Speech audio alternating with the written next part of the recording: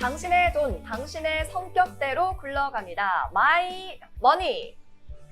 성격 심리 검사에 MBTI가 있다면 경제 심리 검사에는 NPTI가 있다는 거 이제는 다들 알고 계시죠? 오늘도 시청자 전화 연결 통해서 깐깐하게 이 NPTI 점검해드리고 코칭까지 해드리도록 하겠습니다. 점점 더 격변하고 있는 경제 동향, 이 안에서 나는 어떤 자산군을 선택해야 할지, 어떠한 소비 습관과 어떠한 절약 습관을 가져야 할지 저희와 함께 계획 세워보시면 좋겠습니다. 자, 그러면 오늘도 마이머니 잠시 후에 이민규 본부장과 함께 할 텐데요. 우리 마이머니 시간에 시청자 전화 연결로 함께 코칭 솔루션 도와드리고 있는데요. 방송에 참여해서 나도 좀 코칭을 무료로 받아보고 싶다 하시는 분들은요. 샵 3772번으로 문자 한 통만 남겨주시면 되겠습니다. 저희 이데일리 TV 대표 문자 번호죠. 샵 3772번으로 어떠한 내용이든 남겨주시면 저희가 방송 중에 전화 상담 참여하실 수 있게끔 연락을 드리도록 하겠습니다. 또 반면에 나는 방송 출연은 조금 쑥스럽고요. 그냥 혼자서 테스트만 좀 해보고 싶습니다 하시는 분들은 QR코드 이용하시면 됩니다. 지금 아래쪽에 나가고 있는 QR코드를요. 스마트폰 카메라로 잘 찍으시면 됩니다. 카메라 앱 실행하셔서 스캔하시면 자가검사 링크가 나타날 테니까요. 스스로 집에서 자가 테스트도 한번 해보시기를 바랄게요. 네, 그러면 저는 잠시 후에 이민규 본부장과 함께 돌아오겠습니다.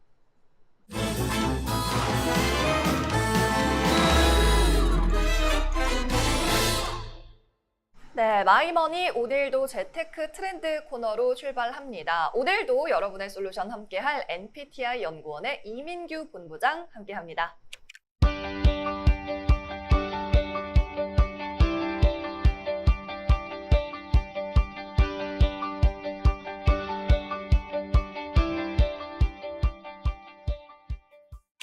안녕하세요. 네, 안녕하세요. 네, 본부장님. 네네. 그 사이 또 미국 다녀오셨더라고요. 미국을 다녀왔고, 네. 뭐 여행도 여행인데 많이 좀 배워왔습니다. 가서 뭐 세미나도 듣고 또 같은 동종업계에 계신 분들의 좀 인사이트도 얻고 또 뭐 우리나라도 지금 이런 금융시장이나 어떤 돈 관리라든지 재테크나 이런 것들이 앞서가고는 있지만 사실 네. 미국이라든지 일본이라든지 네. 그런 다른 나라들도 되게 치열하거든요. 그리고 그래요? 전문가분들도 굉장히 많이 성장을 했고 그래서 제가 해외를 가면 배우는 것도 되게 많지만 네. 서로 정보 공유를 하면서 그쪽 연금 시장은 뭐 어때요? 뭐 그쪽 투자 시장은 어때요? 그런 식으로 얘기를 많이 좀 주고받고 강의를 좀 잘하는 것, 요즘 사람들은 어떤 생각을 갖고 있는지 뭐 스킬적인 부분들 그런 것들을 많이 조금 배워온 것 같습니다. 되게 좋은 경험하고 오셨네요. 네, 또 많이 타왔습니다. 좀 탔습니다. 네. 네. 많이 티 안 납니다. 괜찮습니다. 네, 분장의 보기. 힘입니다. 보기 좋습니다. 네. 자, 어쨌든 이렇게 또 더 나은 삶을 위해서 그리고 여러분에게 더 나은 코칭을 해주기 위해서 또 미국물까지 드시고 오신 우리 이민규 본부장님과 함께 하겠습니다. 오늘 재테크 트렌드 시간에 주제 한번 선정을 해봤는데 사실 말씀하신 것처럼 요즘 개인 연금에 대한 관심이 굉장히 많이 높아지고 있잖아요. 네. 그렇다 보니까 국가에서 관리를 해주는 이 국민연금만으로는 노후 대비가 좀 부족하다라는 인식이 있단 말이죠. 근데 이게 실제로도 그렇다고요. 네, 일단 국민연금 같은 경우는 제가 전에도 잠깐 연금 주제 말씀드린 적도 있고 아마 앞으로 한 번쯤 또 말씀을 드릴 수도 있을 것 같은데 국민연금이라고 하는 것은 사실 나이대마다 받을 수 있는 게 원래는 크게 다르면 안 되기는 하거든요. 정확한 것 자체가 국민연금이라고 하는 것은 나라에서 만든 기관이고 국민들이 낸 돈을 가지고 이 국민연금공단에서 굴려서 나중에 은퇴를 하게 됐었을 때 돌려주는 제도라서 제가 먼저 이번에 미국도 다녀오고 다른 나라 분들도 얘기를 좀 들어봤지만 네. 우리나라를 제외한 꽤 괜찮다고 생각하는 우리가 생각하는 뭐 선진국들, 뭐 복지가 좋다라는 그런 곳들은 우리보다 이 공적 연금에서 빠져나가는 이 비율일까요? 금액이 되게 커요. 한마디로 그냥 우리가 생각하는 약간 세금성 비용이 되게 큰데도 불구하고 되게 기뻐하면서 냅니다. 왜냐하면 이것을 나중에 국가가 더 잘 불려서 돌려줄 거라는 기대감이 되게 커요. 믿음이 있네요, 국가에 그렇죠. 대한. 그러니까 사실 굳이 뭐 좋은 상품을 찾아다니거나 뭐 공부하거나 뭐 연구하거나 그럴 필요가 좀 적은 거죠. 근데 음. 우리나라는 그런 것들이 많이 조금 무너져 있는 상황이고 또 그런 맞아요. 것들을 복구하기 위해서 지금 보험료율을 되게 높이고 있는데 그게 이제 5, 60대 분들에게는 뭐 큰 어떤 마이너스가 없겠지만 20, 30, 40대 분들에게는 그런 것들이 큰 영향을 줄 거란 말이죠. 네. 사실 저희 전문가들도 저 포함해서 나중에 어떻게 될지 몰라요. 뭐 정말 국민연금공단의 수익률을 잘 내서, 왜냐하면 뭐 아시겠지만 국민연금공단은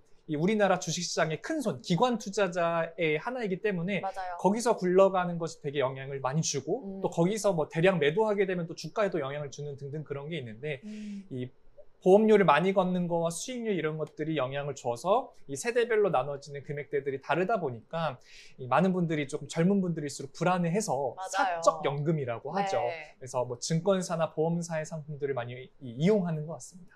사실 그 공적연금에 대해서 신뢰도가 좀 낮다고 하셨는데 어찌 보면 그럴 수밖에 없는 게 수치가 그렇습니다. 실제로도 노후 적정 생활비 대비해서 받는 연금이 절반밖에 안 된다고 해요. 네. 얼마나 되길래 그렇죠? 노후 적정 생활비는 얼마나 돼요? 이게 이 조사하는 사실 기관마다 조금 다릅니다. 아. 그래서 사실 뭐 표본마다 다를 수도 있고 나이대마다 네. 다를 수도 있고 하는데 네. 뭐 최대 생활비 뭐 이런 것보다는 전 최소 생활비를 200으로 잡거든요. 못해도 200. 지금 기준으로 200이고 나중에 시간이 지나면 더 높아지겠죠. 그렇죠. 제가 그러면 강의를 하거나 세미나를 할 때 200만 원이요라고 하면 저는 그렇게 별로 안 쓰는데요 라고 생각하시는 분들 꽤 계세요. 근데 뭐 의식주만 하더라도 뭐 우리가 은퇴를 한다라고 해서 집에서만 계속 밥 먹는 거 아니죠. 나가서 그쵸. 사 먹을 수도 있죠. 옷 물론 사놓은 거 있겠죠. 하지만 옷을 아예 안 살 건 아닙니다. 집, 뭐 내 집에 살면 관리비 정도는 나갈 거고 뭐 대출을 계속 갖고 있을 수도 있고 내가 전세나 월세를 산다라고 하면 똑같이 비용이 나갈 거예요. 그러면 아무리 진짜 최소 생활을 해도 제 생각에는 한 200 중에 못해도 7, 80은 차지하지 않을까? 100 정도 차지하지 않을까? 그럼 나머지 100은 뭐겠습니까? 여가 생활. 뭐 친구들 만날 수도 있는 거고요. 네. 아니면 뭐 내가 개인적으로 또 쓸 수 있는 게 있고 또 놀러 가는 거 하면 사실 200 훌쩍 넘습니다. 맞습니다. 근데 그런 것들을 국민연금이 해결해 주지 못하니 개인적으로 많이 찾아다니면서 다양한 상품들이 경쟁을 하고 있지 않나 생각이 듭니다. 그렇군요. 사실 국민연금공단에 따르면 1인당 국민연금 수령액이 월 평균 67만 원밖에 되지 않는다고 맞아요, 해요. 맞아요. 사실 본부장님이 말씀하신 200만 원에 비하면 턱없이 적은 금액이라는 생각이 드는데 그래서 우리가 개인연금 준비를 많이 하고 또 이런 MBTI 테스트 같은 것도 해보면서 좀 소비나 절약 습관을 바꾸려고 하는 거 아니겠습니까? 그렇다면 개인연금의 종류에는 대표적으로 뭐가 있을까요? 개인연금의 종류에는요. 보통 우리가 이제 증권사 연금과 보험사 연금 이렇게 두 가지를 듭니다. 저는 은행에서 연금을 가입했는데요 라고 하는 시청자분들도 계세요. 이 은행에서는 원래 연금 상품을 판매하지는 않았습니다. 그런데 이제 방카슈랑스라는 제도가 도입이 되면서 어떤 증권사나 보험사의 상품들을 같이 조금 셀링할 수 있도록 만들어진 제도라서 사실 은행 가서 난 편하게 한 번에 모든 업무를 다 하고 싶다라고 하시는 분들의 경우에는 또 은행에서 가입하시는 경우가 있는데 사실 각 해당하는 상품은 각 어떤 금융사에서 하는 게 좋습니다. 왜냐하면 관리를 받을 수 있는 어떤 관리인들이 또 배정이 되기 때문에 그런데 대표적으로 증권사 연금 같은 경우에는 연금저축펀드와 IRP라는 상품이 있고요. 보험사 같은 경우에는 연금보험이라는 상품이 존재합니다. 그렇군요. 연금저축보험, 뭐 연금보험 이러한 이름들이 다 비슷비슷해서 되게 헷갈리거든요. 맞아요, 맞아요. 연금저축펀드, 연금저축보험 어떻게 다른 건가요? 이제 구분하실 때 네. 뒤에 무슨 하고 뒤에 뭐 보험이라는 두 글자가 붙으면 앞에 어떤 헷갈리는 용어들이 있어도 네. 보험사의 상품이에요. 그러니까 연금저축이라고 하면 뭔가 돈을 모으는 것 같은데 은행 상품인가? 라고 생각할 수 있지만 연금저축보험이라고 하면 보험사의 상품이고 네. 만약에 뒤에 뭐 펀드라든지 그런 걸로 끝난다라고 하면 그건 이제 증권사 상품이라고 편하게 생각을 해주시면 네. 되겠고요.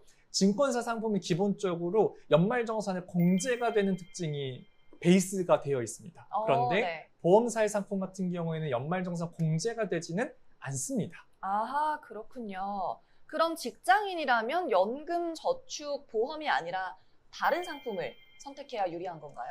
그거는 사람의 상황마다 조금 다르다라고 말씀을 드릴 수가 있는데요. 연금저축펀드와 연금보험 같은 경우에는 물론 회사마다 뭐 금액마다 만들어진 상품이 나온 시기마다 다르겠지만 내가 연금을 많이 받고 싶다라고 하는, 즉 나중에 내가 수령하는 금액을 좀 기준으로 생각하신다라고 하면은 보험사의 상품이 좀 유리하고요. 아니다, 나는 연말정산 때 너무 토해내는 게 많고 매년 스트레스를 너무 받는다라고 하시는 분들은 증권사의 연금 상품을 활용하시는 게 공제 혜택도 받고 어쨌든 연금도 준비하는 일석이조의 두 마리 토끼를 또 잡으실 수도 있습니다. 그렇군요. 자, 정리를 해보자면 보험사의 저축보험 상품은 내가 나중에 노후에 수령액을 기준으로 좀 많이 받고 싶다 할 때는 저축보험, 연금저축보험을, 그리고 나는 당장 연말 정산 때 세액공제 많이 받고 싶다 그러면 증권사의 연금저축펀드를 선택하시는 게 낫다라는 말씀이었습니다. 자, 그리고 마지막으로 좀 운용 기간이 좀 길잖아요. 네네네. 거기에 따라서 세금도 많이 공제를 해주고 그렇다 보니까 중도 해지를 했을 때 손해보는 부분도 있을 것 같은데요. 맞습니다. 증권사의 상품 같은 경우는 기본적으로 만 55세 이후 기준으로 수령을 하게 되는데요. 이 연금 같은 경우, 증권사 연금 같은 경우에는 내가 내는 기간 동안에 세금에 대한 공제 혜택을 받지만 나중에 수령할 때 세금을 내는 구조로 되어 있습니다. 이거를 네. 우리는 전문 용어로 과세이연 상품이라고 합니다. 즉 과세이연. 세금을 부과하는 것, 내는 것을 이연, 미래로 미루는 거예요. 네네. 그러니까 당장이 좀 중요하신 분들이 아까 말씀드린 대로 그런 것들인데 나중에 세금을 적게 내는 것이 아니라 많이 어느 정도 내야 되기 때문에 중도 해지에 대한 리스크까지도 같이 가져가게 되는 경우에는 사실 중간에 깨도 조금 애매하고 나중에 가져가는 것도 조금 애매해서 증권사 상품 같은 경우에는 그런 부분들이 조금 애로사항이 있을 수가 있어요. 근데 다만 증권사 상품 같은 경우는 조금 좋다라고 할 수 있는 게 중간에 언제든지 해지한다 하더라도 떼는 비율이 일정해요. 그러니까 이제까지 내가 돌려받았었던 공제 혜택을 다 토해냅니다. 아, 그렇군요. 네, 그 토해내는 비율은 정해져 있기 때문에 네. 사실상 어떻게 보면은 손해율은 조금 일정하다. 그리고 거기다가 하나 잘 모르는 사실이 어쨌든 연금저축펀드나 IRP도 투자로 굴러가지 않겠습니까? 그럼 그 투자에 해당하는 수익이 낮겠죠. 그 수익에 대한 세금도 같이 떼어갑니다. 아하. 네, 그래서 그 두 가지 기억을 해주시고요. 보험사 연금 같은 경우에는 초반에 깼었을 때 손해율이 좀 크고 좀 시간이 지나서 만기에 좀 가까워질 때일수록 손해율이 조금 작아진다는 특징이 있어서 내가 초반만 잘 넘기면 나중에 유리한 게 또 보험사의 상품이다. 이렇게 이해해 주시면 되겠습니다. 그렇군요. 구체적으로 준비를 잘 해주신 것 같습니다. 이게 또 기간이 긴 상품이다 보니까 내가 정말 노후까지, 만기까지 가져가지 않으면 중간에 토해내야 되는 세금이 많을 수도 있다라는 점을 잘 고려를 하셔서 상품 선택하시면 좋을 것 같습니다. 자, 그럼 오늘 전화 연결할 시청자분도 과연 개인연금 잘 준비를 하고 계실지 확인을 해보죠. 저희는 잠시 후에 시청자 전화 연결로 돌아올게요.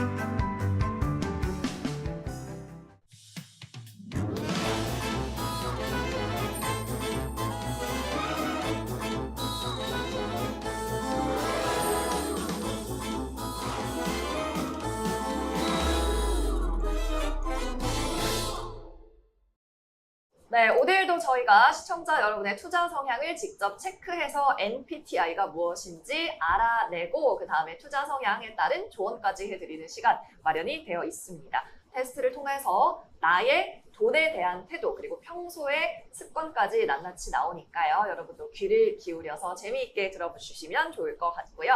다시 한번 저희 프로그램에 전화 신청해서 직접 본부장님과 상담 받아보고 싶으신 분들은 샵 3772번으로 문자 남겨주시면 됩니다. 유료 번호이기 때문에 100원의 비용이 부과되는 점 참고해 주시고요. 샵 3772번 저희 이데일리 TV 번호로 문자 남겨주시면 저희 제작진이 연락드려서 전화 연결 바로 도와드리겠습니다. 자, 그리고 나는 혼자서 자가 테스트 원합니다. 나의 MBTI 궁금한데요. 전화 연결은 원하지 않습니다 하시는 분들은 QR코드 스캔하셔서 테스트 링크로 연결이 되니까 이 아래쪽에 나가고 있는 QR코드 잘 활용해 보시면 좋겠습니다. 네, 그러면 오늘의 시청자님 바로 만나볼게요. 전화 연결되어 있습니다. 시청자님 안녕하세요. 안녕하세요. 네, 반갑습니다. 뭔가 나이가 어린 시청자님 같은데 되게 목소리가 귀여우세요. 감사합니다. 자, 오늘 익명으로 저희 진행할 건데요. 네. 닉네임은 뭘로 해드릴까요? 성장해로 하겠습니다. 성장해. 알겠습니다. 성장 캐릭터 약간 이런 건가? 그러니까요. 약간 명랑소녀 이런 음. 느낌인데, 자, 성장해님. 네. 저희가 기본적인 정보를 좀 여쭤보고 시작을 하겠습니다. 네네. 나이, 그리고 직업 알려주실 수 있을까요? 저는 지금 30살이고요. 30살, 네. 네, 직업은 그냥 일반 회사 직장인입니다. 회사원이시군요. 네. 올해 그럼 30대 진입을 하신 건가요?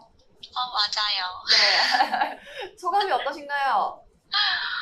좀 되게 기분이 이상하기도 하고 좀 부담이 돼요.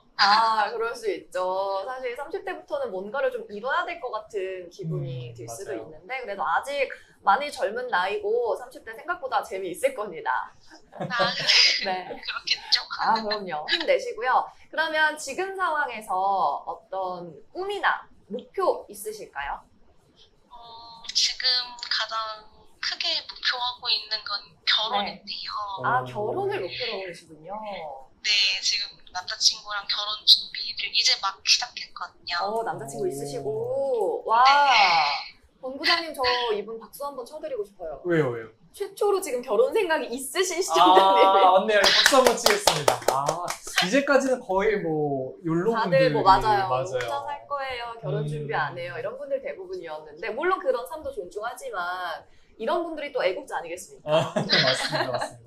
젊은 분들이 또 결혼을 많이 하셔야 되는데 말이죠. 제가 할 말은 아니지만. 네, 같이 잘 준비하셔야 될 것 같습니다. 네, 감사합니다. 자, 그러면 남자친구랑 이제 결혼해서 행복한 가정 꾸리는 것이 목표라고 말씀을 하셨는데, 혹시 보유 자산을 좀 여쭤봐도 될까요? 지금 한 2천만 원 정도 가지고 있어요. 오, 대단하시네요. 혹시 그럼 한참 모자랄 것 같아요. 나한테 모자랄 것 같아요. 목표 금액이 있으세요? 이게 하다 보니까 돈 네. 들 곳도 너무 많고 또 결혼하고 나서까지 이제 생각을 해야 되다 보니까 그렇죠. 그래도 한 3천에서 4천 정도 내한테 있었으면 더 좋았겠다. 그렇게 네. 생각이 좀 많이 들더라고요. 3, 4천 정도. 그러면 이제 목표를 내가 보유하고 있는 자산에서 한 2배 정도는 늘려야 되겠다라고 생각하고 계신 거군요. 네, 맞아요. 네. 그러면 연봉 어느 정도의 이 규모를 모으신 건지 한번 여쭤봐도 될까요? 지금 연봉이 한 5천만 원 조금 넘거든요. 오, 네. 적지 않은 연봉인 것 같은데요? 네, 근데 제가 이제 다닌 지 1년이 안 됐어요. 그렇구나. 네, 그래서 이제 월급이 이렇게 정기적으로 들어오게 된 지도 얼마 안 됐고, 그래서 이제 여유금을 또 얼마로 설정을 해놓아야 되고, 네. 또 결혼하고 나서도 이제 저축이나 이런 비율도 어떻게 가져가야 되는지 이런 것도 아직 잘 모르겠거든요, 사실. 네. 좋습니다. 네네. 오늘 전화 너무 잘 주신 것 같아요, 성장혜님. 네, 그런 것 같아요. 네, 저희가 꼼꼼하게 봐드릴 텐데, 사실 본부장님, 네, 이분은 전에 저희가 접했던 시청자님들과는 또 케이스가 조금 다른 것 같고, 맞습니다. 남편들 분의 상황도 약간은 파악이 돼야 더 구체적으로 나오지 않을까 싶은데, 맞습니다. 성장혜님의 솔루션 포인트는 뭐가 될까요? 지금 아마 이제 요 방송을 보시는 분들이 뭐 나이대가 다양하겠지만 결혼을 준비하시는 분들도 계실 거고 결혼할 자녀들을 또 데리고 있는 부모님들도 계실 것 같습니다. 올해 초에 발표된 이 결혼정보회사의 통계자료에 따르면요. 한 커플이 결혼하는 데 들어가는 평균 비용이 네. 3천만 원 중반대를 웃돈다라고 나왔습니다. 작년에 제가 기억했던 숫자가 3,200만 원 정도였거든요. 근데 1년 사이에 한 3, 400 정도 또 오른 거예요. 올라갔네요. 물론 그 사이 여러 가지에 대한 물가 이슈라든지 영역별로 이슈가 좀 있겠지만 그래서 그게 평균이라는 건 당연히 그것보다 적은 사람도 있지만 그것보다 또 많은 사람도 사실은 되게 많다라는 거예요. 네. 사회초년생들이 못해도 진짜 넉넉 잡아서 한 4천 정도는 모아놔야지 결혼하는데 문제가 없어진다라는 건데 네.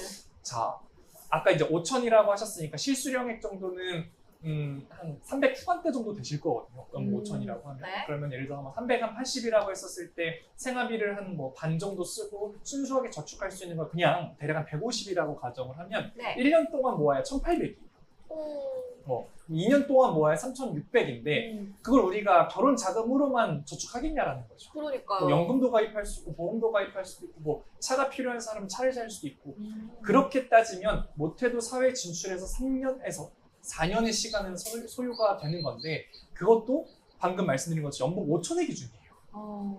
그러니까 이게 되게 어려워요. 그럼요. 그리고 사회 초년생이 5천만 원이라는 연봉을 받는 것도 좀 어렵다고 생각합니다. 맞습니다. 그리고 아까 좋은 말씀을 해주셨는데 이 상대 배우자의 어떤 재무상으로 사실 되게 중요합니다. 결혼 혼자 하는 게 아니라 같이 해야 되는 거고 결혼 자금만 4천입니다. 그럼 어디 사냐라는 거죠. 집을 사야 되는데 맞아요. 월세가 되더라도 보증금이 필요한 거고 또 좋은 곳 괜찮은 입지에는 또 돈이 많이 들어갈 것이고 그래서 사실 제가 경제심리검사를 할 때는 처음에야 이렇게 한 명에 대해서 해드리지만 커플끼리 같이 오시는 경우도 있어요. 그러면 커플 심리 검사를 또 같이 해서 리포트를 좀 같이 제공하기도 합니다. 오, 그렇군요.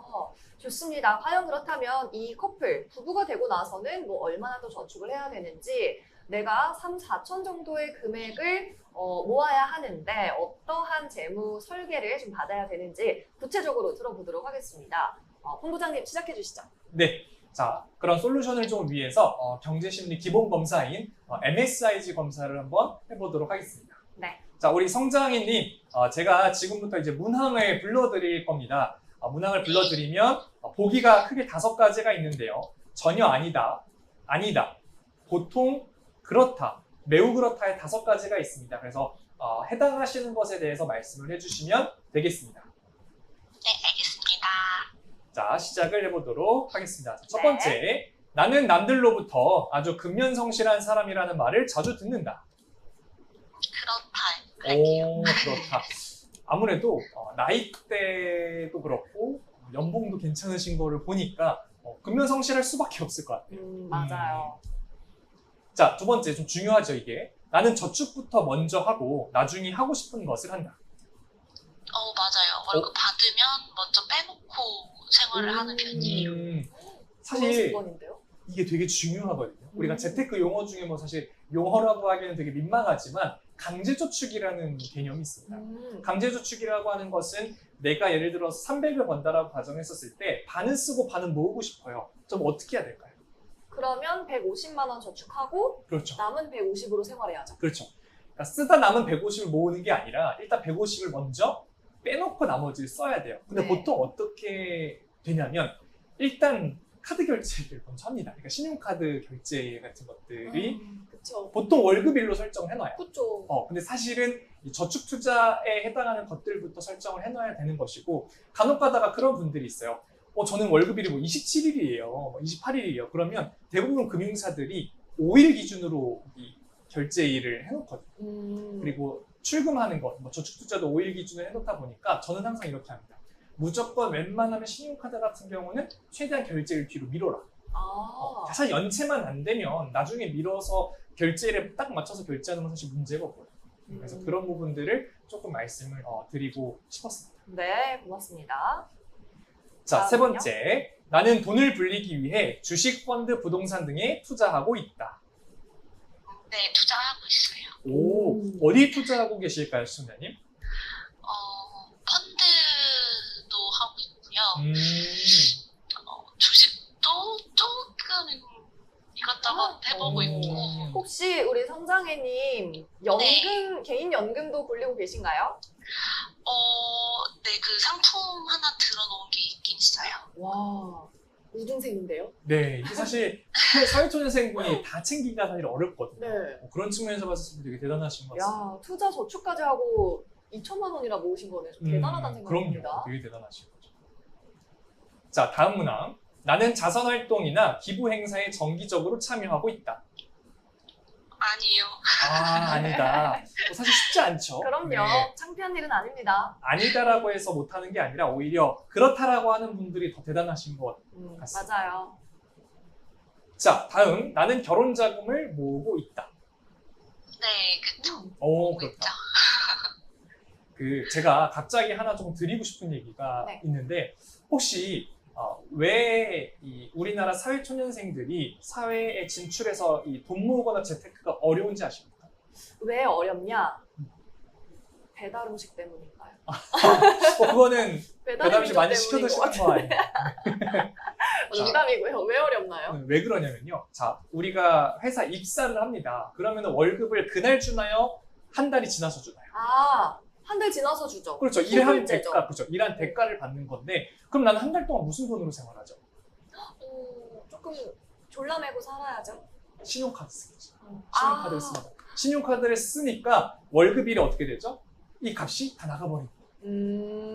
제가 이 얘기를 왜 드리냐면, 제가 이 많은 분들을 상담을 하면서 연구를 해봤는데, 이러한 구조적인 문제를 해결하기 위해서는 사회초년생, 즉 취업을 하자마자 이건 부모님들한테 드리고 싶은 얘기예요. 부모님들께서 내 자식들에게 월급을 줘야 됩니다. 안 그러면 계속 빚에 대출까지는 아니지만 신용카드 값에 계속 갚느라 재테크를 할 수가 없어요. 왜냐면은 0에서 시작하는데 카드 값을 쓰니까 마이너스고 네네. 월급이 들어오니까 그 마이너스 메꿔서 또 0이 되고 그러니까 0에서 올라갈 길이 없는 거예요. 그러니까 저축이나 투자를 할 수 있는 돈을 이제 지원을 해주라 이 말씀인 거죠. 플러스 생활비까지. 그러니까 생활비. 월급만큼. 예를 들어서 내 아들이 내 딸이 첫 월급이 300이다. 그러면은 부모님께서 이 일을 시작한 첫날에 300을 주고 시작하는 거예요. 그럼 그 300 가지고 한 달을 생활하고 그 다음에 월급 나오면 그걸로 또 한 달 생활하고 이렇게 해야지 처음부터 꼬이지가 않는다라는 거를 제가 얼마 전에 조금 연구를 하다 보니까 생각이 나더라고요. 되게 재밌는 발상인 것 같은데요. 네, 맞아요. 신기한 접근법이네요. 그래서 이 방송을 보시는 부모님들이 혹시나 제 얘기에 공감을 하신다면 네네. 내 자식이 취업을 했었을 때 꼭 첫 월급을 주시면 좋지 않을까 생각이 듭니다. 좋습니다. 네.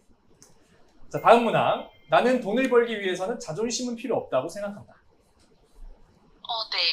네. 오, 자, 좋습니다. 나는 가계부나 입출금 대장을 기록하고 있다. 네, 가계부 쓰고 있어요. 무슨 좀 훌륭하신 우등생의 향기가 네. 폴폴 납니다. 자, 다음. 나는 금융경제 상황에 대해 항상 파악하여 잘 알고 있다. 그래도 어떻게 흘러가는지 정도는 알고 있는 것 네, 그러신 같아요. 것 같아요. 맞아요. 이미 네.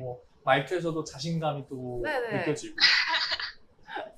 자, 다음. 나는 주위에 어려운 사람들을 보면 그냥 지나치지 않고 도와준다. 아니요, 저는 지나치는 것 같아요. 그러시군요. 괜찮습니다. 네, 제 그럴 수 생각에는 있죠. 쥐는 잘 안 나올 것 같죠? 맞아요. 네. 조금 낮을 수도 있습니다. 자, 다음. 나는 자신이나 가족을 위해 위험보장 상품에 가입하고 있다. 그게 보장이 되는 상품인 걸로 알고 있긴 하거든요. 그래도 가지고 있으시군요. 네. 좋습니다. 보통 이제 10번 문항 같은 경우는 건강보험이나 실손 관련된 조금 얘기를 묻는 질문인데 네. 혹시 제가 한번 질문 드려보고 싶어요. 네. 저한테? 네네. 돈이 많은 사람들이 보험을 갖고 있어야 될까요? 네. 조금 상대적으로 돈이 없는 사람들이 보험을 갖고 있어야 될까요? 돈이 적었을 때 제가 보험을 받으면 그게 많이 도움이 되니까 아프거나 질병이 생기거나 했을 때 많은 분들은 병원 큰 돈 나오더라도 그냥 내시면 되잖아요. 맞아요. 돈이 적은 사람들은 더 필요할 것 같은데요. 맞습니다. 굉장히 잘 짚어주셨는데 건강보험 기준으로 말씀을 드리면 어느 정도 부유하고 재산이 있으신 분들은 그런 얘기를 하세요. 가지고 있는 돈으로 치료비 내지 이렇게 얘기를 하는데 사회초년생이라든지 책임질 게 많아서 거의 한 달살이처럼 사시는 분들 같은 경우는 이 마이너스에 되게 민감하세요. 그리고 그게 얼마나 크게 나올지 모르기 때문에 이 보험이라는 것 자체가 리스크 매니지먼트 영역이지 않습니까? RM의 영역인데 이 부분이 제대로 되어 있지 않으면 아까 말한 것처럼 0 이상으로 올라오기가 어려워요. 계속 마이너스를 메꾸는 삶을 살 수밖에 없어서 오히려 사회초년생이라든지 어느 정도 좀 빡빡한 생활을 하고 계신 분들이 보통 보험부터 많이 해지를 하시는 경우가 많은데 오히려 어떻게든 보험을 잘 지키셔야 된다라는 얘기를 드리고 싶습니다. 알겠습니다.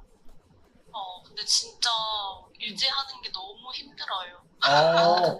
그걸 계속 이제 그만큼이 더 이렇게 납부하는 금액이 현금으로 이제 있으면 더 활용할 생각을 먼저 하니까. 맞아요. 사실 아프지 않으면 특히 음. 젊은 사람들은 건강해서 맞아요. 이게 내가 뭐랄까 돌아오지 않는 것에 좀 투자하는 느낌도 가지실 수가 있죠. 맞아요. 그렇죠, 그렇죠. 재테크가 어려운 게 결국에는 눈에 보이지 않아서예요.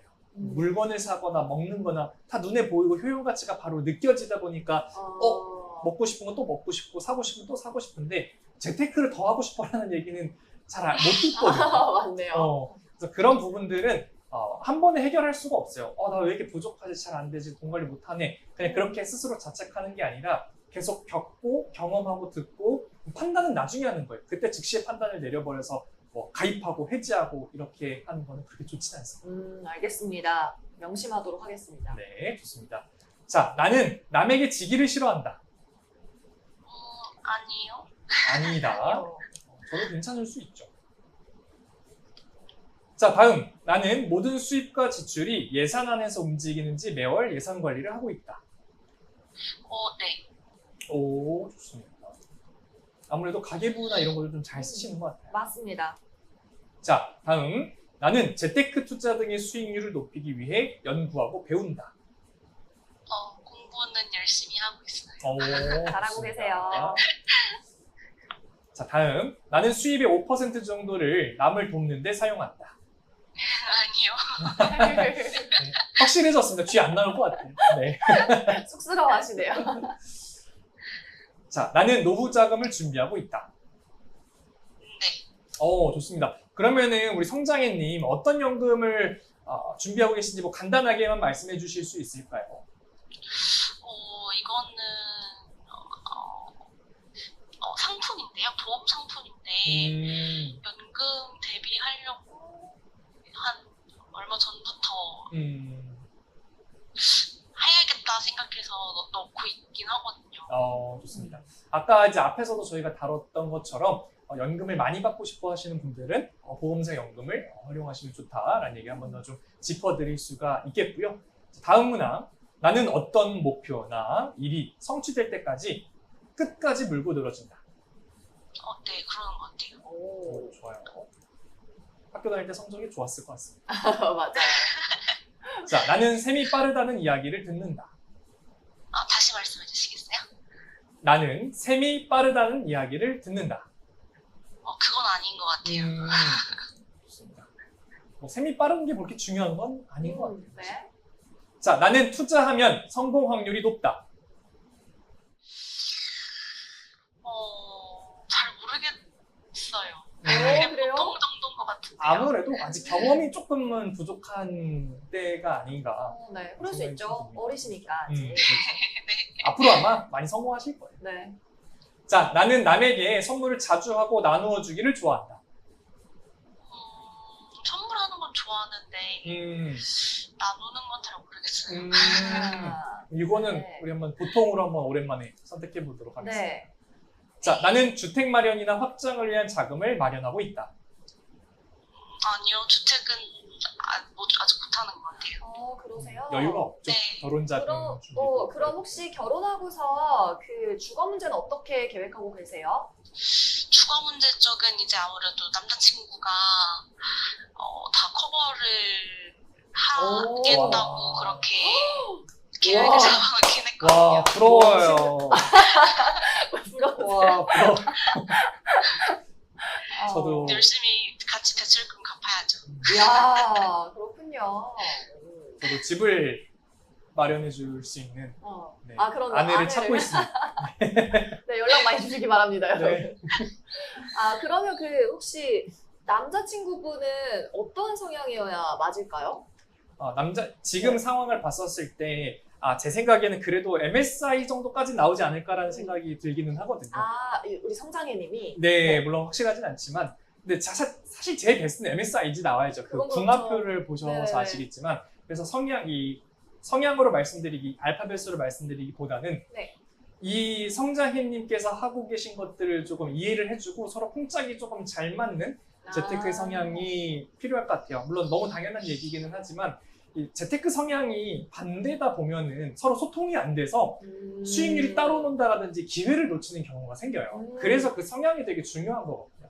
물론 그렇군요. 따로 돈 관리를 하는 게 좋은 가정도 있겠지만 그런 것들 합의가 잘 된다라고 하면 그런 성향을 잘 맞춰서 서로 조금 좋은 투자처나 기회를 놓치지 않는 그런 포인트를 좀 잘 잡고 그랬으면 것 같습니다. 좋겠습니다. 네. 자, 나는 돈을 벌기 위해서는 수단과 방법을 가리지 않는다. 네. 오, 좋아요. 나는 드러내지는 않지만 절대 손해보는 장사는 안 한다. 그거는 좀 아닌 것 같아요. 아니다. 그러니까 손해에 대해서 그렇게 민감하신 막 스타일은 아니야. 그런 것 같아요. 나는 남들이 나를 보고 같이 있으면 기분 좋은 사람이라고 말한다. 네. 저희도 지금 기분이 맞아요. 좋아요. 네, 에너지를 주시는 타입이에요. 에너지가 좋습니다. 감사합니다. 네. 귀여우시네요. 네. 자, 나는 소득이 없어도 현재 가진 비상자금으로 생활할 수 있는 기간은 첫 번째 없다, 두 번째 1개월, 세 번째 2개월, 네 번째 3개월, 그리고 마지막 4개월 이상. 에휴, 이건 뭐 2천만 원이나 갖고 계신데. 결혼을 만약에 생각을 안 하고 이제 여유 자금으로 생활한다고 하면 그래도 4개월 정도는 괜찮지 않을까요? 4개월 이상. 자, 마지막. 나는 다른 사람들이 추진력이 강하다고 한다. 추진력은 잘 모르겠어요. 추진력을 아닌 것 같아요. 네. 네, 자, 이렇게 해서 우리 기본 검사를 드디어 네. 모두 다 맞춰봤습니다. 고생하셨습니다. 감사합니다. 자, 어떤 결과가 나왔을까요? 네, 궁금한데요? 우리 결과를 한번 살펴보도록 하겠습니다. 네. 성장희님은 짠! MI형이 나왔습니다. MI. 성장희님, MI형 나오셨습니다. 네. 뭔지 아세요, 성정혜님? 네. 안 그래도 제가 또 MBTI 관련된 대표님 영상을 좀 봐가지고. 오, 저희 팬이시네요. 오. 아주 좋습니다. 팬이에요. 뿌듯합니다, 뿌듯해요. 강제로 팬 된 것 같은데 지금. 팬 해야죠. 네, 검사하면 팬이 돼야 됩니다. 네. MI형 어떤 건지 좀 설명 좀 해주세요, 원장님. 네, 뭐 아신다고 하니까 조금 본격적인 얘기를 좀 드려보면 좋을 것 같습니다. 일단 MI형 같은 경우는 벌고 투자는 활발하지만 소비 조절과 나눔 실천이 부족한 성장 몰입형이라고 얘기를 할 수 있습니다. 와, 닉네임 그대로네요. 그러네요. 성장 몰입형. 성장해님. 어. 그러니까 벌고 투자, 앞으로 나아가는 것에 대해서는 굉장히 잘하고 있지만 이 S와 G 같은 경우는 물론 이것들도 앞으로 나아가는 데 도움이 되겠지만 약간의 뒷받침해주고 구멍을 조금 메꿔줄 수 있는 그런 부분이잖아요. 그래서 너무 성장에 몰입해 있다라고 그냥 진짜 직관적으로 해석을 해주시면 될 것 같고요. 행동 패턴에 대해서 좀 말씀을 드리면 이 벌고 투자하는 두 가지 행동을 주로 반복적으로 하다 보니까 어떤 돈을 관리하고 나누는 것에 대한 한계를 가지고 있다라고 얘기를 드릴 수 있겠습니다. 그래서 이 검사 리포트가 되게 좋아요. 어떤 부분에서 좋냐면 좋은 점에 대해서는 부각을 해서 본인이 조금 인지하고 느끼게끔 해주고 부족한 부분에 대해서는 조금 더 일깨워주는 부분이 있거든요. 네. 그래서 특징 요약을 또 말씀을 드릴 건데 네. 혹시 뭐 또 말씀해 주시고 싶은 아니요, 부분 있으세요? 알려주세요. 궁금합니다. 네, 좋습니다. 일단 첫 번째, 수익력과 투자 감각은 뛰어납니다. 물론 아까 투자를 내가 잘 못하는 것 같다라고 말씀은 좀 해주셨지만 잘하는 것과 감각이 있는 건 조금 다른 영역일 수도 있어서 앞으로 조금 잘 할 수 있는 그런 기대가 좀 되고요. 또 여기서 말하는 투자가 꼭 어떤 투자 상품뿐만 아니라 내 인생과 시간과 방향성에 대한 투자 같은 경우도 포함이 될 수가 있고요. 그렇군요. 두 번째는 소비는 계획보다 충동적인 경우가 조금 더 많다라고 하는데 혹시 성장혜님 좀 소비를 평소에 충동적으로 하는 경우가 있으실까요? 충동적으로 한다기보다 최대한 그냥 무조건 안 쓰려고 하는 게 큰 것 같아요. 아무래도 결혼 준비하면서 자금 모아야 되다 보니까 맞아요. 네, 소비 맞아요. 조금 부담스러울 수 있죠. 가계부도 적으시고. 이 소비를 안 하려고 하는 것도 사실은 문제다. 왜냐면 사실 소비를 안 하고 살 수는 없어요. 그러면 어떻게 하라는 거냐? 많이 쓰지도 말고 적게 쓰지도 말고 네. 계획적으로 하라는 거예요. 아하. 그러니까 계획이 기반이 되어 있으면 어느 정도 쓰는 것도 괜찮은 거고 덜 쓰는 것도 괜찮은 건데 무작정 아끼고 무작정 써버리고 하는 것, 그 무작정이라는 것 자체가 이 경제 심리에도 들어가 있는 거거든요. 근데 심리가 무의식적으로 그냥 무작정 손에 닿는 대로 그냥 생각나는 대로 필 받으면 필 꽂히면 그냥 해버리고 그게 좋은 것은 아니다라는 얘기를 조금 드리고 싶고요. 마지막은 나눔에 대한 관심이나 실행이 부족하다라는 건데 이 부분도 전에도 계속 말씀을 드렸지만 기부에만 해당되는 것들이 아니라 주변에 좀 나누거나 베푸는 것도 포함이 되고 그것이 좀 더 돌아올 수도 있다. 뭐 예를 들면 친구가 너무 내가 이번에 투자 수익률이 잘 안 나와서 돈을 많이 잃어서 성장해 이 친구야 나 밥 좀 사줘 나중에 내가 더 갚을게 라고 해서 밥을 사줬더니 네. 좋은 투자 정보를 갖고 와서 그걸로 투자를 했더니 뭐 예를 들어서 막 3배, 4배가 됐어요. 이것도 나눔이다라는 거죠. 윈윈이네요. 그럼요. 그래서 여러분 이 쥐라고 하는 것이 어렵지 않습니다. 우리 일상생활 속에서 할 수 있는 실천들을 한번 해보시면 좋을 것 같습니다. 네, 알겠습니다. 또 다른 특징은 뭐가 있을까요? 우리 성장해님. 코칭 포인트를 제가 좀 짚어드리고 싶은데요. 마지막으로 이 MI형 같은 경우는 이 자산은 잘 늘어날 수는 있어요. 그런데 이 삶의 균형이 깨질 수 있다라고 하는 것이죠. 왜냐하면 M과 I는 되게 중요한 건데 S도 사실 되게 중요하거든요. 그래서 MSI형이 저는 우수한 영역이라고 얘기를 하는데 벌고 나아가는 것들에 대해서만 잘하는 게 아니라 그걸 뒷받침해 줄 수 있는 S에 대한 부분을 챙기지 않으면 이 균형이 깨질 수 있기 때문에 굉장히 좀 주의해야 된다라는 얘기를 드리면서 마지막으로 좀 짚어드리고 싶은 건 이 투자와 소비의 균형 그리고 나눔의 경험이라고 하는 것이 이 장기적인 지속성을 만든다라는 것. 그래서 단순히 그냥 우리가 30대만 잘 산다고 40, 50대가 창창한 것이 아니라 30, 40대, 50대, 60대 계속 지속적으로 돈 관리를 잘 해야 원하시는 노후까지 잘 만들어지지 않을까라고 생각이 들어서 장기 지속성에 대해서 조금 말씀을 드려봤습니다. 네, 그러면은 우리 성장해님 오늘 결과 간단하게 들었는데 어떠셨어요?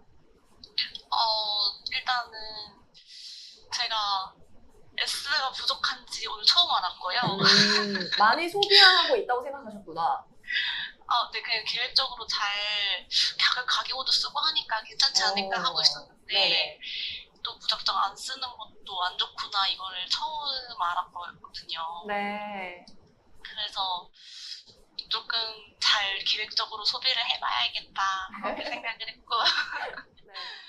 결혼 준비하는데 그래도 어떻게 좀 더 자산을 어떻게 좀 더 쓰고 나누고 풀리고 이런 걸 어느 부분이 좀 더 중점적으로 돼야 되는지도 잘 알 것 같아가지고 네. 그래서 좀 좋았어요. 네. 좋습니다. 이런 감정을 느꼈다는 것 자체가 한 걸음 더 나아가는 거라고 생각을 하고요. 우리 성장해님 결혼 축하드리고요. 감사합니다. 네, 저희가 심화 검사를 방송 통해서 더 분석을 해드릴 테니까 방송 봐주시기 바랍니다. 네, 알겠습니다. 네, 감사합니다. 네, 그럼 이제부터는 우리 성장해님의 MBTI 심화 검사 결과를 함께 분석을 해보도록 할 텐데요. 이 검사 결과로 나온 종합 리포트는 또 저희가 시청자분에게 따로 보내드리니까 방송 보시고 또 본인의 리포트도 한번 받아서 세세하게 읽어보시면 좋을 것 같습니다. 자, 우리 성장해님 종합 결과 어떻게 나왔나요? 네, 종합 결과를 보니까 확실히 아까 느껴졌었던 에너지와 네. 그 내용들이 사실 그대로 되게 담긴 것 같고 이 정도의 30살 MZ 세대분들이라고 하면 이런 분들만 진짜 많이 계신다고 하면 꽤 괜찮은 사회가 또 될 수 있지 않을까. 물론 보완할 것도 많은데 네. 이런 분들은 또 흡수를 더 잘할 것 같은 느낌이 꽤 들거든요. 그래서 그런 부분들을 좀 한번 짚어드리고자 합니다. 네, 너무 좋은데요. 빨리 보시죠. 네, 자 일단 마인드세트 검사 결과 같은 경우를 보면 꿈 목표와 돈 버는 행동 아주 양호. 이게 바로 아까 나왔었던 M과 I가 잘 나온다라는 쪽이거든요. 네. 삶의 활력적인 부분들은 뭐 부족할 수 있죠. 그거는 개인적인 부분인 거고 계획성 측면에서 아무래도 가계부를 쓰시다 보니까 이런 부분도 양호하게 잘 나왔고 사행일치와 위험 노출도도 평균적인 모습을 어느 정도 보여주셨고요. 저는 사실 이 마인드세트에 해당하는 부분들도 되게 중요한데 제가 이분 같은 경우는 확실히 유형 검사와 장애 검사 쪽에서 조금 더 두드러진 결과들이 나왔습니다. 아, 그래요? 네. 이 유형 검사를 보시면 제가 전에 한번 그런 얘기를 드렸었어요. 오른쪽에 있는 4가지 모험가형, 자린고비형, 사냥꾼형, 숭배형 같은 경우는 부자 쪽 플러스로 가는 유형이고 네. 유아형, 배짱형, 일확천금, 패자형은 이 마이너스 쪽으로 가는 영역이다라고 말씀을 드렸었는데 이분은 네, 제가 최근에 제가 최근에 봤었던 이 MZ 세대 분들 중에 꽤 괜찮게 잘 나오신 분이에요. 왜냐하면 좋은 쪽은 바깥쪽으로 잘 나와 있고 안 좋은 쪽은 안쪽으로 잘 들어가 있기 때문에 네, 그렇군요. 그나마 꽤 괜찮은 성향이 나왔어요. 저는 패자형이 되게 안으로 들어가 있길래 안 좋은 건 줄 알았는데 왼쪽이네요. 네, 왼쪽에 왼쪽이 많이 안으로 들어가 있고 오른쪽이 밖으로 나와 있다. 맞습니다. 그래서 모험가형, 자린고비형, 사냥꾼형, 숭배형이 다 플러스 쪽으로 해당 사항으로 또 잘 나와 있고 네. 뭐 배짱이형 같은 경우에는 우리 한번 보시면 일보다 노는 것을 좋아한다, 배짱이 기질이 심하다, 뭐 빨리 걸어 편하게 살고 싶다, 뭐 이런 거 치는데 사실 가끔은 이 결과가 제가 만든 것은 아니지만 조금 약간 극단적으로 나오는 경향들이 있어서 한두 가지 정도는 조금 안 맞는 게 있을 수는 있긴 하지만 그 기질을 나타내는 것이기 때문에 맞아요. 내가 이런 성향이구나를 조금 아는 네네. 정도로 파악을 해주시면 될 것 같아요. 그리고 배짱이 기질이 조금 있는 게 뭐 전 나쁘지 않다고 봅니다. 맞아요. 세상을 사는 나쁜 데에서. 거는 아니에요. 네. 돈을 빨리 편하게 벌고 싶어 하는 성향은 저도 있거든요. 네, 저도 편하게 벌고 싶지만 지금은 열심히 해야 되기 때문에 열심히 하는 거라서 네. 그런 부분들을 확인할 수가 있었고 결국 저는 항상 전 이 장애 검사가 제일 중요하다고 생각을 해요. 아, 그래요? 마인드세트는 그냥 나의 성향을 그냥 한번 파악해서 이런 사람이구나 그냥 머리를 틱 맞는 느낌. 유형 검사 같은 경우는 나 유형 이런 유형이었어? 괜찮네, 재밌네 라고 하는 느낌. 장애 검사 같은 경우는 조금 심각하고 진지하게 받아들여야 된다. 왜냐? 내 문제점에 대한 디스오더에 대한 부분에 대해서 얘기를 하는 것이기 때문에 여기서 문제면 진짜 문제인 거거든요. 그래서 보시면 저소비와 일중독. 이분께서 아까 안 쓰려고 하는 얘기에 대한 부분도 많이 하셨었고 이게 여기서 나오네요. 네, 또 일도 굉장히 많이 하시거든요. 네, 왜냐면 네, 그렇기 네. 때문에 저 나이에 저소득이 나오는 거예요. 그렇죠. 그래서 저소비 보시면 돈이 있어도 미래에 대한 두려움 때문에 돈을 쓰지 못한다. 지금 결혼에 대한 계속 두려움 때문에 계속 그냥 갖고 있는 거거든요. 필요 없는 물건을 잘 구입하지 않고 돈을 쓰지 않으려고 모임이나 오락 등 아까 말씀을 들어보니까 모임이나 이런 불필요한 소비도 거의 안 하시는 것 같고 이런 것들이 다 해당이 되기 때문에 이런 성향들이 그대로 나오는 것이지 않나 생각이 들고요. 일중독에 해당하는 부분들도 일을 굉장히 네. 많이 열심히 하면서 그런 영향들이 삶의 전반적인 영향을 미치는 것 같습니다. 네, 좋습니다. 우리 성장에는 말 그대로 닉네임 그대로 성장 몰입형이었고 그래도 부자가 될 수 있는 쪽의 장점이 가난해질 가능성보다 훨씬 더 많다라는 말씀, 그리고 장애 유형도 굉장히 적은 점수로 수치로 나온 것 같습니다. 다음번에는 꼭 남자친구, 남편 될 분이랑 손 잡고 우리 맞습니다. 본부장님께 MBTI 연구원에 함께 상담 받아보시기를 바랍니다. 다시 한번 결혼 축하드리고요. 오늘 분석은 여기에서 마무리하도록 하겠습니다.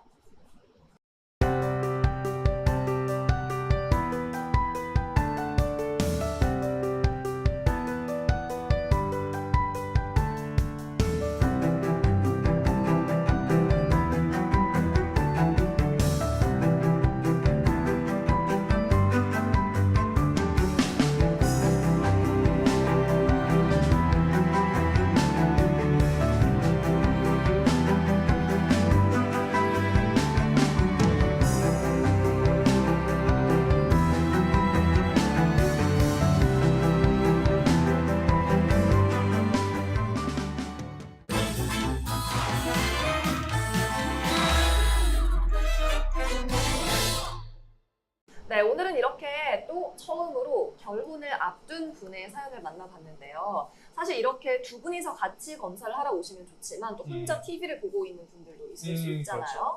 이런 경우에는 배우자와 나의 성향을 좀 어떻게 판단해서 우리가 궁합이 좋구나를 알 수 있을까요? 사실 제가 전에 방송 초반에 궁합 확률 표를 보여드린 적이 있어요. 네네네. 물론은 다 MSIG가 나오면은 좋겠고 또 네. 간혹가다 그런 얘기를 하시는 분도 계시더라고요. 제가 MI면 상대가 SG면 합치면 MSIG잖아요. 이렇게 네, 그냥 맞는 붙여먹기 할 수 말인데요? 있나 네. 라고 할 수 있나 이렇게 물어보시는데 음. 그런 거는 아니고요. 그런 그래요? 우리가 조합식으로 하는 거는 아닌데 MSIG 검사로는 어떻게 보면 간단하게 보는 거고 실제 저희가 본 검사 같은 경우에는 남성과 여성이 했었을 때 그걸 저희 프로그램 합쳐요. 그러면 그게 스파이더맵으로 어디가 플러스고 어디가 마이너스인지가 나오거든요. 그러니까 MSIG 검사를 통해서는 퍼센테이지로 어느 정도 확률을 그냥 가볍게 보는 것이고 MSIG 검사만 하고 나서는 성향을 제대로 파악할 수가 없어서 본 검사를 두 분이 같이 하셔야 되는데 하게 되면은 그런 성향들을 함께 볼 수 있거든요. 그럼 예를 들어서 아까 배짱이형 같은 경우는 한쪽이 플러스고 한쪽이 마이너스고 예를 들어서 아까 과소비 같은 경우는 한쪽이 플러스고 한쪽이 마이너스다. 그럼 이렇게 영역별로 다 서로 맞는지 안 맞는지에 대한 것들이 다 나옵니다. 그럼 그걸 가지고 하나하나 짚어보면서 어디서 어긋났기 때문에 이분들이 싸웠고 안 맞았고 했는지를 제가 진단을 내려드려요. 그러면 10개에서 9개 정도는 제가 다 맞춥니다. 오. 왜냐면 제가 안 보고 맞추는 게 아니라 나온 거 바탕으로 얘기를 드리는데 정확하군요, 네. 결과가. 근데 그 부부들이 그런 것들을 사실은 알고 있었지만 이 성향 때문에 우리가 맨날 치고받고 싸웠구나 라는 것을 알게 돼서 혹시나 이 방송을 시청하고 계신 커플이나 부부 같은 경우에는 꼭 신청을 하셔가지고 이 성향을 파악하시고 그걸 통해서 좀 두 분의 갈등 요인들을 좀 해결해 보셨으면 좋겠다 이렇게 네. 얘기 드릴 수 있겠습니다. 예, 사실 결혼하기 전에 사주나 궁합 같은 거 많이 보시잖아요. 맞아요. 그런데 그런 것보다는 뭐 궁합도 봐도 좋지만 이런 MBTI로 경제 궁합도 꼭 보고 서로 어느 부분이 맞는지 판단하시면 좋을 것 같습니다. 자, 이렇게 오늘 마이머니 준비한 소식은 여기까지입니다. 지피지기면 백전백승, 나를 알면 돈은 따라온다고 하죠. 저희는 다음 주에도 더 많은 사연과 더 많은 정보를 가지고 돌아오도록 하겠습니다. 여러분 고맙습니다.